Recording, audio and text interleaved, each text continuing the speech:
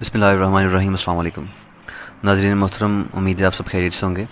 میں تمام معزز ناظرین کو اپنے چینل پر خوش آمدید کہتا ہوں.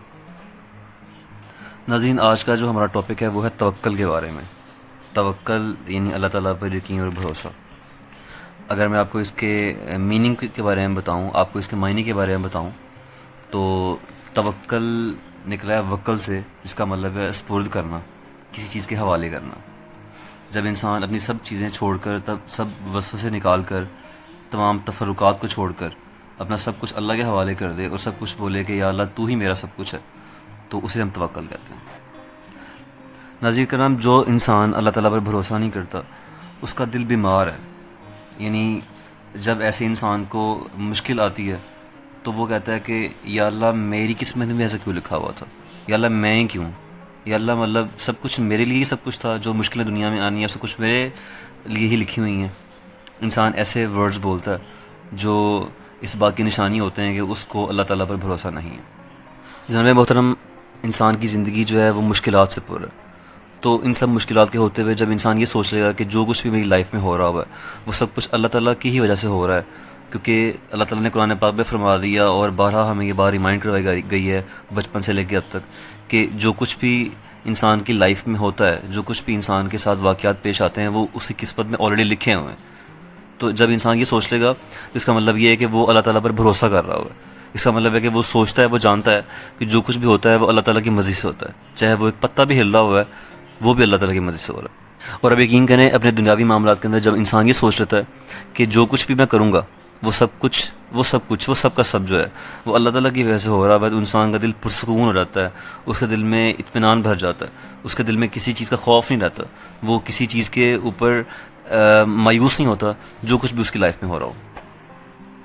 اور اگر انسان ایسا نہ کرے تو اس کے دل میں انتہا کے وسوسے، فیوچر کے خوف کہ کاش ایسا ہو جائے، کاش ویسا ہو جائے، اپنے پاسٹ کے بارے میں باتیں کہ اگر ایسا ہوتا تو ویسا ہو جاتا، کاش میں نے ایسا کیا ہوتا تو ویسا ہو جاتا.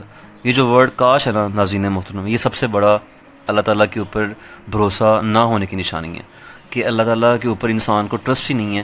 کہ میں ورڈ جو کاش کا ورڈ بول رہا ہوں نا، یہ میں کہہ رہا ہوں کہ اس کا مطلب ہے کہ میں سب کچھ یہ چاہ رہا ہوں کہ جو کچھ بھی لائف کے اندر ہے وہ سب میری مرضی کے تابع ہو جائے. کیونکہ آپ یہ بات جانتے ہیں کہ اللہ تعالیٰ نے جب انسان کو پیدا کیا تو اس کا مطلب یہ ہے کہ وہ سب کچھ اس کی مرضی کے مطابق نہیں ہوگا. یہ دنیا جناب، دنیا امتحان گاہ ہے. یہ اگر ایسی جگہ ہوتی جہاں پر سب کچھ ہماری مرضی کے مطابق ہونا ہے تو یہ دنیا تو نہیں ہوتی، یہ تو جنت ہوتی. تو یہ تو جنت کے اندر اللہ تعالیٰ نے ہمیں یہ صفت دینی ہے نا تمام انسانوں کو، کہ وہاں پر انسان جو چاہے گا، جو وش کرے گا، جو سوچے گا وہ پورا ہو جائے گا. یہ دنیا ہے، یہاں پر جو کچھ بھی ہوگا وہ سب کچھ اس طرح ہوگا جو اللہ تعالیٰ چاہے گا. کیونکہ آپ جسے ایک صحابی رسول فرماتے ہیں کہ میں نے اپنے ارادوں کی ناکامی سے یہ پہچانا کہ اللہ تعالیٰ ایگزسٹ کرتا ہے، اللہ تعالیٰ موجود ہے، کہ جو میں نے چاہا وہ نہیں ہوا. اکثر ایسا ہوتا ہے، ہم کچھ سوچتے ہیں کہ یار میں صبح اٹھ کے یہ کروں گا، میں دوپہر کو یہ کروں گا، میں رات کو یہ کروں گا. اور اکثر ایسا ہوتا ہے کہ حالانکہ ہمیں یہ لگ رہا ہوتا ہے اور ہمیں پتہ ہوتا ہے کہ واقعی ایسا ہوگا جو میں نے سوچا ہے، لیکن ایسا ہوتا نہیں ہے. اس کی وجہ یہ ہے کہ جو کچھ لوہے محفوظ میں لکھا ہوا ہے، جو ہماری تقدیر میں لکھا ہوا ہے وہ ہونا ہے، بجائے اس کے کہ جو ہم سوچیں وہ ہو. ایک چھوٹا سا واقعہ آپ کے سامنے میں شیئر کروں گا کہ ایک جو ہے وہ آدمی تھا، تو اس کے جو ہے وہ بیوی بچے بھوک سے بلک رہے تھے. بہت سے دن ہو گئے تھے، اس بندے کے گھر میں کھانے پینے کے لیے راشن نہیں تھا، کچھ بھی نہیں تھا. اس کی بیوی بہت لڑاکا تھی، تو وہ بیوی اسے لڑتی تھی کہ جاؤ جا کے کما کے لے کے آؤ. وہ بیچارہ گھر سے باہر جاتا مزدوری کی تلاش کے اندر، اس کو کوئی مزدوری نہ ملتی. ایک دن جب بہت زیادہ یہ بات حد سے گزر گئی تو اس کی بیوی نے کہا کہ تم جاؤ اور جا کے کما کے لے کے آؤ ورنہ اچھا نہیں ہوگا. تو وہ بندہ بیچارہ بولا کہ ابھی صبر کرو، میں صبح جو ہے وہ جاؤں گا کام کی تلاش کے اندر. صبح وہ کام کی تلاش میں نکلا، کسی نے اس کو مزدوری نہیں دی. شام کو وہ نوافل پڑھتا رہا اور جو ہے وہ فری ٹائم کے اندر بیٹھ کے اللہ تعالیٰ کی بات کرتا رہا، اللہ تعالیٰ سے مانگتا رہا. جب وہ گھر گیا تو اس کی بیوی نے پوچھا کیا کما کر لایا، تو اس کے ہسبینڈ نے یہ بولا کہ میں جس کی مزدوری کر کے آیا ہوں اس نے بولا ہے کہ میں کل دوں گا. اس کی بیوی نے کہا اگر کل تم مزدوری نہ لائے تو اچھا نہیں ہوگا. تو وہ جو اس کا ہسبینڈ تھا وہ پریشان ہوا اگلے دن کے لیے کہ جانے کیا بنے گا. نیکسٹ ڈے وہ نکلا مزدوری کی تلاش کے اندر، اس کو مزدوری نہ ملی، کسی نے اس کو کام پہ نہ رکھا. پھر دوبارہ وہ نوافل پڑھتا، اللہ سے مانگتا رہا اور کہتا رہا کہ اللہ جو ہے وہ کرم فرمائے میرے اوپر اور میرا جو ہے وہ ہاتھ آسان کر دیں. پھر اس کو کام نہیں ملا. رات کو جب وہ واپس آیا تو اس کی بیوی نے کہا اگر آج رات کے بعد یعنی کل صبح اگر تم بغیر اجرت کے آئے، بغیر کھانے پینے کے سامان کے آئے، تو سمجھ آنا کہ میں اور تم الگ الگ ہیں آج کے بعد. وہ بندہ بڑا پریشان ہوا. وہ بندہ جو ہے دوبارہ کام کے نکلا تلاش کے اندر. تو شام تک اس کو کام نہیں ملا، لیکن جب وہ گھر کے قریب پہنچا تو اس نے ایک تھیلی اٹھائی اور اس کو ریت سے بھر لیا. جب وہ گھر کے قریب پہنچا تو اس کو گھر سے کھانے پینے کی خوشبوئیں جب آ رہی ہوئی تھیں. بڑا حیران ہوا. جب واپس آنے لگا کہ میں تو آج کچھ بھی نہیں لے کے آیا تو پتہ نہیں کیا بنے گا، میری بیوی جو ہے وہ ناراض ہو جائے گی. تو اس کی بیوی نے اس کو دیکھ لیا کہ وہ گھر کی طرف آ رہا ہے. اس نے اس کو آواز دی تو اس نے کہا کہ عجیب ماجرا ہوا ہے، آج ایک آدمی آیا میرے گھر میں اور مجھے بولا ہے کہ یہ تمہارے ہسبینڈ کی پچھلی 3 دن کی اجرت ہے جو وہ کما رہا ہوا تھا.